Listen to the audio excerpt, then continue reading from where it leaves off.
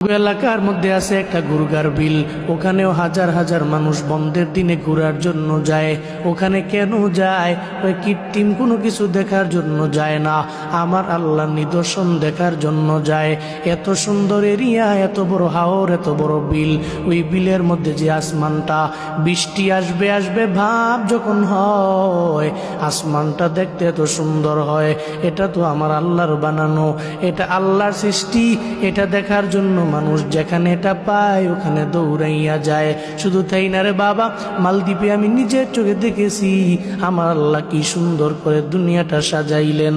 যেই বান্দা মুমিন হয়ে যায়, ওই বান্দা যখন দেখে এত সুন্দর পরিবেশ, ওই পরিবেশটা দেখার পরে বান্দা নিজেকে আর ধরে রাখতে পারে না।